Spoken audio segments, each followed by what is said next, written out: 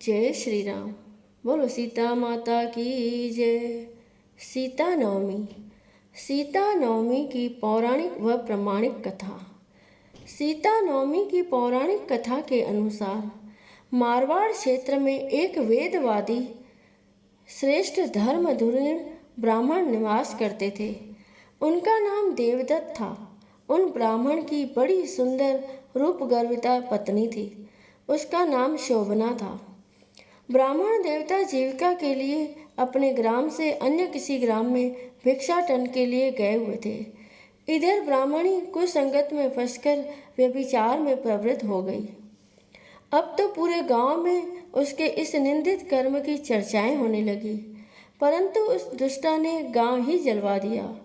दुष्कर्मों में रत रहने वाली वह दुर्बुद्धि मरी तो उसका अगला जन्म चांडाल के घर में हुआ। पति का त्याग करने से वह चांडालनी बनी। ग्राम जलाने से उसे भीषण कुष्ठ हो गया तथा व्यभिचार कर्म के कारण वह अंधी भी हो गई। अपने कर्म का फल उसे भोगना ही था। इस प्रकार वह अपने कर्म के योग से दिनों दिन दारुण दुख प्राप्त करती हुई देश देशांतर में भटकने लगी। एक बार दैवयोग से वह भटकती हुई कौशलपुरी पहुंच गई। संयोगवश उस दिन वैशाख मास शुक्ल पक्ष की नौमी तिथि थी, जो समस्त पापों का नाश करने में समर्थ है। सीता जानकी नवमी के पावन उत्सव पर भूख प्यास से व्याकुल व दुखियारी इस प्रकार प्रार्थना करने लगी कि हे सज्जनों, मुझ पर कृपा कर कुछ भोजन सामग्री प्रदान करो, मैं भूख से मर रही हूँ। ऐसा कहती हुई वह स्त्री श्री कनक भवन के सामने बने 1000 पुष्प मंडित स्तंभों से गुजरती हुई उसमें प्रविष्ट हुई। उसने पुनः पुकार लगाई, भैया कोई तो मेरी मदद करो, कुछ भोजन दे दो।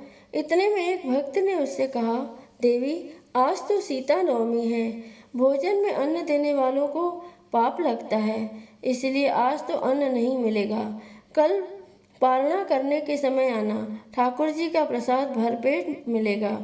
किंतु वह नहीं मानी। अधिक कहने पर भक्त ने उसे तुलसी और जल प्रदान किया। वह पापिनी भूख से मर गई, किंतु इसी बहाने अनजाने में उससे सीता नवमी का व्रत पूरा हो गया। अब तो परम कृपालिनी ने उस समस्त पापों से मुक्त कर लिया। अब तो परम कृपालिनी ने उसे समस्त पापों से मुक्त कर दिया। इस व्रत के प्रभाव से वह पापिनी निर्मल होकर स्वर्ग में आनंद पूर्वक अनंत वर्षों तक रही। तत्पश्चात वह काम रूप देश के महाराज जयसिंह की महारानी कामकला के नाम से विख्यात हुई।